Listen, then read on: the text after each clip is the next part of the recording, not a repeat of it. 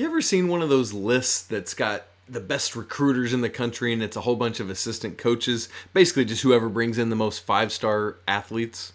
Yeah, go ahead and get rid of every single one of those lists because the only name that should be on any of them is the best recruiter in the country. And he goes by I Get Buckets. That's right, Armando Bacot is the list. You are Locked On Tar Heels, your daily podcast on the UNC Tar Heels. Part of the Locked On Podcast Network, your team every day. Hey there, it's Tuesday, March 10th, 2022. Welcome into the Locked On Tar Heels podcast. I'm your host, Isaac Shade, beat writer for Sports Illustrated's All Tar Heels website. And I want to thank you for making Locked On Tar Heels your first listen or your first watch every single day. Please remember that we are free and available anywhere you get podcasts. So subscribe and like and do all that stuff so you can make sure you're dialed in and tuned in anytime new episodes drop. Armando Bacot is the best recruiter in the nation, hands down. I don't need to hear about John Shire or anybody else. It's Armando Bacot. Here's why I say this. You might recall last week on the show when John Garcia and I talked about football recruiting, we started by talking about peer recruiting because Bacot had been in the process of helping try to recruit Lejond Cavazos, who ended up committing to North Carolina coming from Ohio State. So what? What's the big deal? Well, you know what? Cavazos isn't even a basketball player. He's a football player. And so Cavazos came to Chapel Hill for a visit, and the internet got all happy because Armando tweeted out a picture, his arm around Armando Bacot, around Coach Mack Brown, and Lejond was in the picture, and fellow cornerback Storm Duck. And here's what it says. He tweeted it out, tweeted at Lejond, and said, just very simply, "You know what to do, Brody," and then 4 praying hands emojis. Basically, you know the right call, come be a Tar Heel. And that's it. That's all Bacot does. He just gets the word out. Now, he's working behind the scenes, obviously, lots going on there. But the man is just doing work. And as you remember, he's been doing that since the moment he verbally committed to North Carolina several years ago. Well, here's some backstory you might not be aware of between Bacot and Cavazos. What is the connection between these two, if there is any? Yeah, there absolutely is. You might recall that Bacot, who's from Virginia, went down to Florida to attend IMG Academy to end out his high school career. Well, guess who else was there? Mr. Lejond Cavazos was there playing football at IMG, and so they know each other from back in those days. All right, so there's already a relationship there. Backstory part 2. When John Garcia Jr. and I talked last week off the air, he told me, and this was not off the record, it's fine to say, he told me that he was likely going to actually interview Lejond Cavazos later in the week. He subsequently did so, and then on Monday posted an article which included content from that interview. And basically, he was talking in this interview about what does it mean for Armando Bacot to have been part of this story? And I think that's what a lot of people are wondering is how much does peer recruiting matter? And that in fact is why I want to talk about this today. How much of an impact does peer recruiting actually have? Well, I'll let Cavazos himself tell you. Here is a quote directly from the article that he said to John Garcia in their interview. Again, quote, Cavazos says, "I'm not going to lie, before Mondo, I didn't really think about North Carolina. He started hitting me up, and from there, I don't know what happened. He's like my brother. I trust him, and I'm glad I get to be with him again," end quote.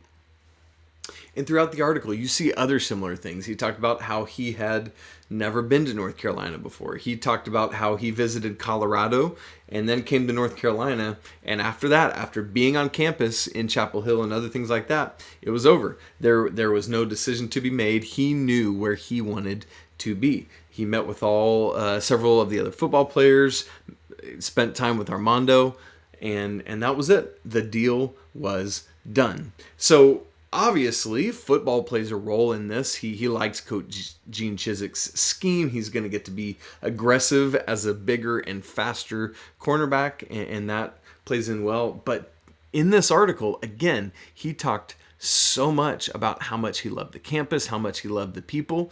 And so, yes, football plays a role. Armando was the instigator of this whole thing.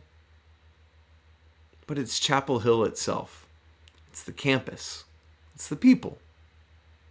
If you can get a student athlete, a recruit to campus, you got a really good shot at him. Why? Because it's a great place to be. And people want to be part of that institution, that history that is the University of North Carolina. So, if you're out there and you're wondering, does Armando Bacot's recruiting actually matter, or is it just fluff? Is it just silly stuff between two teenagers or young 20-somethings? Yeah, it absolutely matters. Armando Bacot is out here doing things, and so when Matthew Meyer sees these tweets from Bacot, he knows it's legit. He knows it's not Bacot just blowing smoke. He wants him in Chapel Hill. And so I love this example. I love that John Garcia was able to have this interview with Lejond to really talk with him to say, hey, is there something to this? What's going on? Does Armando's pitch matter to you? And it does, because people, like, I don't think with every student athlete, the peer recruiting would pay as many dividends or go as far. But there's just something about Armando Bacot. You know what I mean? You're out there, you've seen it, you've experienced it. He's just this kind of goofy, fun personality that people want to be around. He's got his wacky hair, he's laid back, he's chill, doing his thing, and people want to be part of that. They want to be around it. And so he's a black hole. Armando Bacot is a black hole. He draws people into him, and they want to be part of his universe. And so now a football player from The Ohio State University, whom they went to high school together, has come to Chapel Hill, a place he had never been before, because Armando Bacot put the picture in his mind. So does peer recruiting matter? 100%. It absolutely does. Well, the Tar Heels have one more year. I mean, honestly, Bacot could play 2 more years. He's got COVID eligibility, but I imagine 1 more year in Chapel Hill, and then a year from now, Bacot is going to be likely getting ready for the NBA draft, where he hopes to join some other Tar Heels who were already there. 4 of those guys are still alive in the playoffs, in fact. Who are they? What's going on with them? What is their status? We're going to talk about that in just a moment. But first, here's a couple ads for you. All right, so an NBA update. As I said, there are 4 Tar Heels left playing, and we're going to talk about those. But before we do, I want to give a special shout out to those here watching on YouTube. Unbelievable news. This is so great. I just found out on Monday that Locked On Tar Heels, the YouTube page, was the #1 college show on the entire Locked On network for YouTube, because of you guys, because of this community, because of everybody diving in. Last week, Locked On Tar Heels was the #1 college show of all the shows. In fact, it was the only of the college shows to make it into the top 10 for the entire Locked On network, mixed in with some NFL teams and some other, I think maybe a couple baseball teams. No other college channels for YouTube were in there. Way to go. Let's keep this train rolling. So, if you would, while you're here, like, subscribe, comment, talk about what you think about Armando Bacot, talk about these guys that we're about to talk about who are still in the NBA and going, Danny Green, Cam Johnson, Theo Pinson and his mouth, and Reggie Bullock. And so let's dive into talking about those guys. We're going to start with Danny Green because he is alone while the other 3 guys are playing in the same series together. So you're probably aware, maybe not, Danny Green is playing for the Philadelphia 76ers this year. And let's just set the table for where that series is at right now. Coming into Tuesday, the Sixers and the Heat are tied at 2 games apiece. Heat's the #1 seed in the East. 76ers are the 4 seed. And the reason I want to talk about this today is because Game 5 in this series is tonight, Tuesday night, 7:30 on TNT. Now, with Miami being the top seed, they had the first 2 games at home, and then games 3 and 4 were back in Philly, and then tonight, obviously, they'll be back in Miami because the NBA does it different than MLB. MLB does 2-3-2 in a 7-game series. NBA goes 2-2, 1-1-1, so it's just a lot of back and forth between cities. So anyway, they're back in Miami. Danny Green just didn't do much on the road in games 1 and 2. He was there and he started and he was present. But I say that because games 3 and 4 back home in Philly lit it up. Game 3, 21 points, all of which came off of 3-pointers. He shot 7 of 9 from distance in that game. Game 4 had 11 points, 9 of which came from deep. He was 3 of 4, and then just had 1 other bucket. And as normal, Danny Green's filling up the stat sheet, doing all those other things, staying on the court, providing that veteran leadership for this Sixers team. So in games 3 and 4 combined, he was 10 of 13 from the 3-point line. And so what the Sixers are looking for, and obviously Danny himself is looking for this, is can he find tonight in game 5 that same level of success on the road down in Miami. Danny, stay away from the clubs. Don't go out. Be dialed in to this game. Make it happen. And so if DG can get going in Miami, good things could be happening for the Sixers. Maybe they can spring the upset and get on into the Eastern Conference Championships. Now, in the other conference, the other 3 Tar Heels remaining are all playing together in the same series. So they're all bunched up. And that's, again, Cam Johnson, Theo Pinson, and Reggie Bullock. So Cam plays for the Suns. Theo and Reggie play for the Mavs. The Suns are the 1 seed in the West. The Mavs are the 4 seed. Essentially the same series situation going on. It is tied at 2.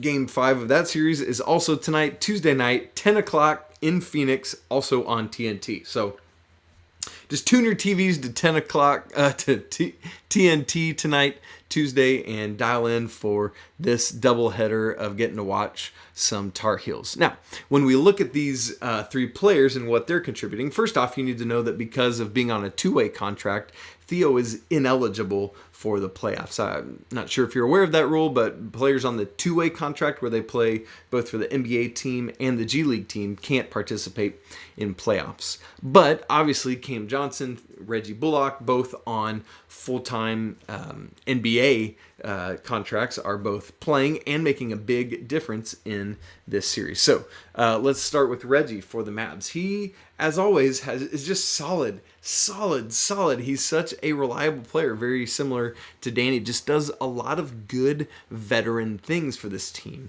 For example, most nights he is playing the most minutes of the entire Mavs roster, which is interesting because obviously he's one of the older guys, one of the vets, but he's putting the time in. It's either 2 of the 4 games of this series or 3 of the 4 games of this series. He's played the most minutes for the Mavs. And it's not flashy. He's not dropping 20 a game, but he's scoring anywhere from 7 to 15 points a game, similar to Danny Green, filling up the stat sheet in other ways. And so Reggie, again, is just providing this good, solid veteran leadership for the Mavs team that really needs it, spraying in some 3-pointers, just really helping guide the way with young guys like Luka and others who are really good, but just don't yet have that level of experience. Then on the other side of the ball is Cam Johnson playing for the team that has dominated the NBA all season long. Cam isn't a starter. He comes in, was up, you might be aware he was up for 6th man of the year, lost out in that, should have won it, but you know what? It's a trend this year of Tar Heel basketball players getting robbed of awards they should win, and Tar Heel coaches. Yeah, I'm looking at you, CBB on Fox, not even nominating Coach Davis for Coach of the Year. Anyway, I digress. I don't want to get angry. It's only Tuesday. We've got 3 more shows to do this week. We can't be getting angry on Tuesday. So anyway, Cam Johnson is like these other guys. These Carolina guys know how to play and know how to contribute for their team. So for Cam, he played 30 minutes in game 4 off the bench. Keep in mind is where he's doing that.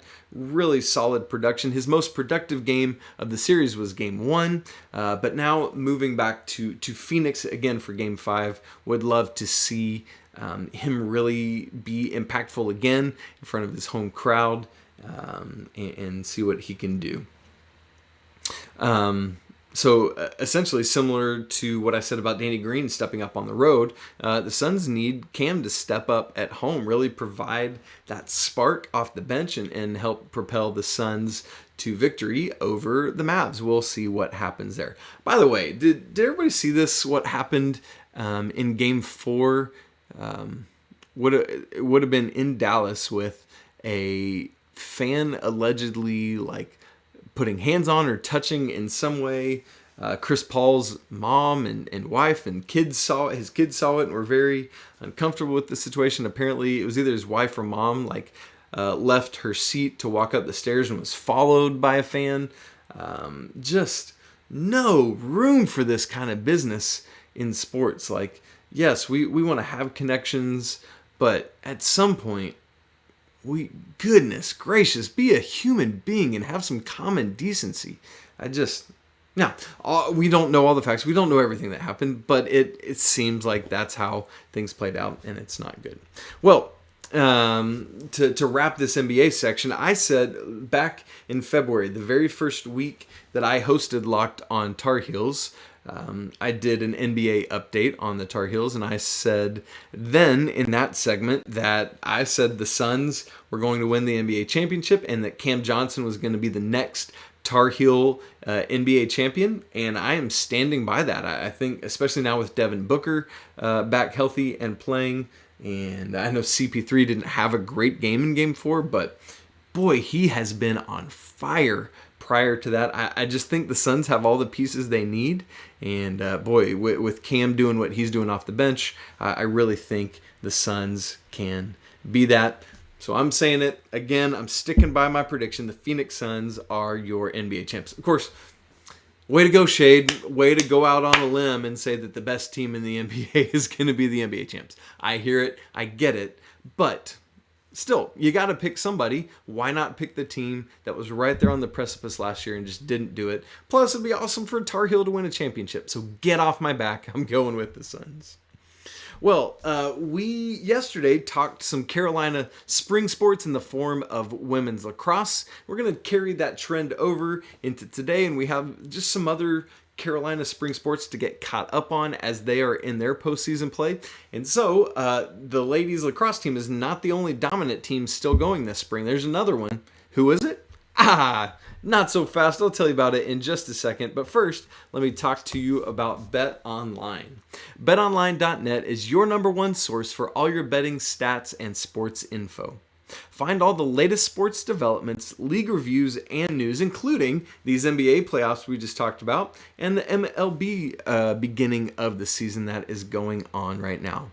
BetOnline's even already published odds for next year's Final Four. Kentucky leads the way at 8-1 odds to be the national champion. Tar Heels and Alabama are tied just behind Arkansas are tied just behind them. Alabama's not going to be right there. I apologize, any Crimson Tide fans who happen to be eavesdropping in on our conversation today. Arkansas and Carolina are right behind Kentucky at 10-1 odds. BetOnline is your continued source for all your sports wagering info, from live betting to playoffs, esports, and more. So head to the website today or use your mobile device to learn more about all the trends in action. BetOnline, where the game starts.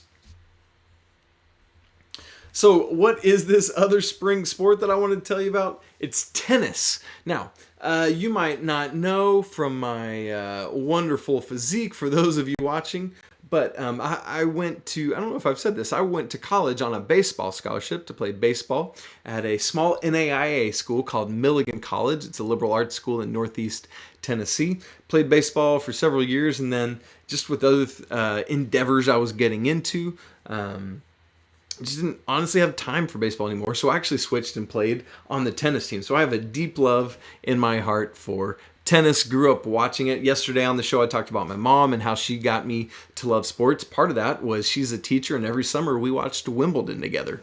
And so, man, tennis is just one of the sports of my life. And so we're going to give it some good love today. Not just to give it love, but also because the Carolina tennis teams are phenomenal, particularly this year, the women's team, who's just been trying, just like the women's lacrosse team, just trying to get over this hump.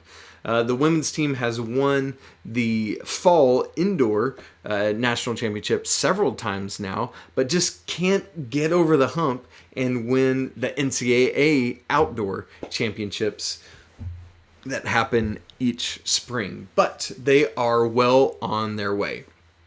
Both the women's and men's tournaments have had the first and second round, and so I want to get you set for what's going to happen this coming weekend as they move into, it's a similar term to baseball, the Super Regionals, or the Sweet 16 is what we're looking at. So let's start with the women, because they're ballers.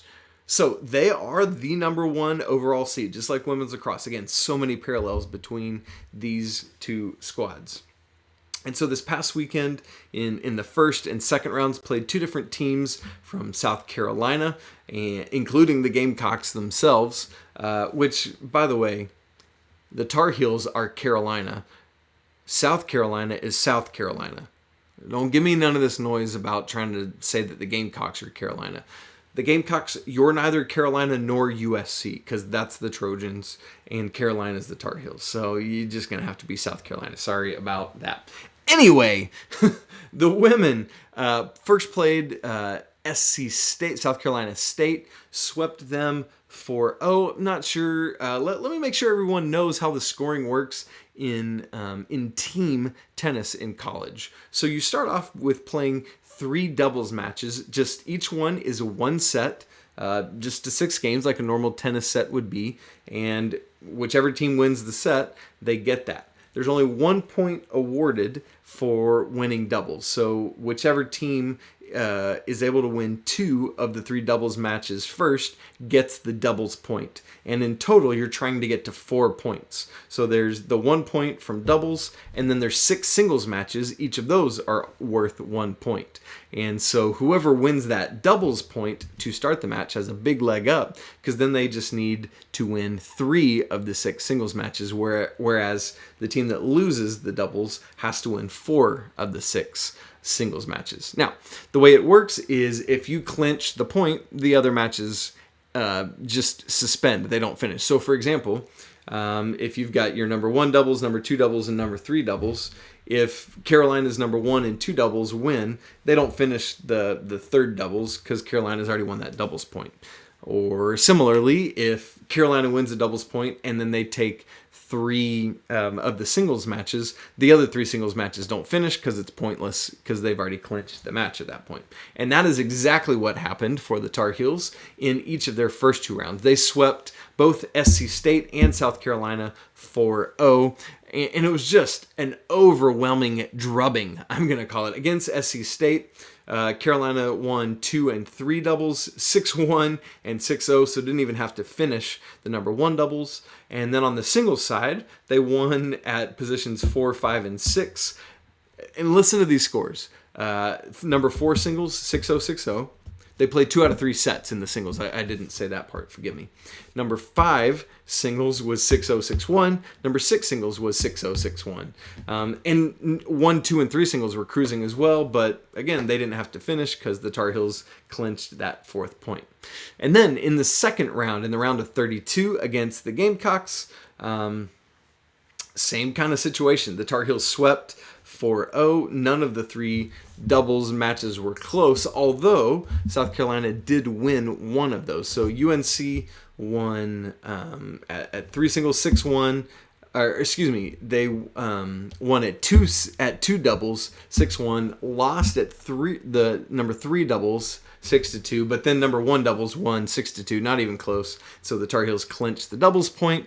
And then it was the exact same order of things in the singles matches. Carolina won 4, 5, and 6 singles pretty handily, not as overwhelmingly so as against SC State, but 6'3", 6'0" at 4 singles, 6'4", 6'2" at number 5 singles, and 6'4", 6'4" at number 6 singles. And so 1, 2, and 3 didn't even have to finish. So now the number 1 overall seed Tar Heels move on to play the 16 overall seed, because we're now into the Sweet 16 or the Super Regionals, and that is against the Florida Gators, or as my friend Brandon Olson likes to say, the Florida Gatos. He always drops the R, and so ultimately calls them the Florida Cats. Not so intimidating at all. But now that is forever etched into my head. Brandon Olson is the host of Locked On Gators, and so I will forever now refer to them as the Los Gatos. And so the Tar Heels are taking on the Gatos on Friday, 4 p.m. Eastern Time at Cary Tennis Park. Get out there, support the Tar Heels as they host the Gatos in the area, local there. Florida's number 16 overall, and so you get to the point now where anybody could beat anybody. So even though the Tar Heels are the number 1 overall seed, anything could happen. Well, moving to the men's side, the men are ranked number 15 overall in the nation, and so not as good as a seed as the women, but they are one of the nationally ranked seeds, and so that's a big win. In round 1 last weekend, they played Navy, and they didn't sweep them, they won 4-1. In fact, Navy won the doubles point, and so the Tar Heels had to come back and win 4 of the 6 singles, but they were dominating all 6 singles, and that made it nice. They swept through and won 4 of those, and then the 2 that didn't end up getting finished, Carolina was winning those as well. And so nice response after losing that doubles point. And then in the second round, the round of 32, went on to play Arizona, and so taking on a Pac-12 school there, and won that one 4-1 as well. The Tar Heels won the doubles point in a tiebreaker. All 3 doubles matches were really close, and so that was huge for Carolina to get those points and come out on top there. And then they won 3 of the 4 singles points. 2 others didn't get finished, but that's great. Now, here's what's interesting. The men also play Florida in the Sweet 16, but because Florida is the higher seed, they're hosting the Super Regional, and so the men's team is going to be in Gainesville on Friday in Gainesville, Florida, to take on Florida. That'll be at 5 p.m. So make sure you tune in, cheer on both the men and the women as they take down the kitty cats, the Gatos of Florida.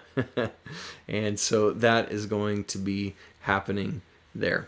Well, man, all that going on with tennis, and here's where I think it ultimately lands. I think the men's tennis team is unfortunately going to fall short against Florida, but I think the women's tennis team stumbled a little bit down the stretch, didn't look great in the ACC semifinals, and then lost in the finals. But I think that's one of those, sometimes that's what you need to get going and up off the mat. And so I think this is the year, I'm going to say it, putting my money down that this is the year, not real money, can't be doing that, but that this is the year that the Lady Tar Heels come away finally with that elusive national championship and claim it and win it and knock it out. So, but that keeps going this weekend on Friday against Florida. Well, friends, unfortunately, that brings us to the end of today's episode of Locked on Tar Heels. It's been great to be together as always. Thank you for listening, for tuning in. As we always say, if you would, please go subscribe anywhere you get podcasts. For those of you watching on YouTube, if you would, subscribe, hit the like button. If you hit the bell, that'll get you notifications anytime new episodes drop. It'll just pop up as a push notification on your phone. Super helpful, super beneficial. And if you would, in addition to liking, would you comment? Talk about how you think these tennis teams are doing, how you've appreciated the NBA guys and what they've been doing this year. But most of all, give Armando Bacot some love for being a phenomenal recruiter. Well, coming up on tomorrow's show, it's the first of what I'm going to be doing a lot this summer, is looking ahead to some of the Carolina basketball players, what they did this past season and what they'll be doing, hopefully, in the 2022-23 season. But before we get to the current roster, what I want to do is, on Wednesday's show, we're going to be talking about Simeon Wilcher, who will be part of the 23-24 team. And then the week after that, we're going to be talking about Gigi Jackson. And you know who's joining me to break it down? It's our man, the Carolina Coach K, Coach Pat Kilby. Can't wait to have him on. That's been a great thing each week lately. So, now that you've made Locked On Tar Heels your first listen, would you consider making Locked On ACC your second listen today? Get all your daily ACC news in less than 30 minutes. It's free and available anywhere you get podcasts. Well, hey, folks, as always, thanks so much for spending part of your Tuesday hanging out with me, talking Carolina sports. I hope you enjoy this as much as I do. It's just so fun to get to see these men and women and how they represent the university so well, whether they're playing there or in the professional ranks. Most importantly, I want to remind you that it's always a great day to be a Tar Heel. Until tomorrow, peace!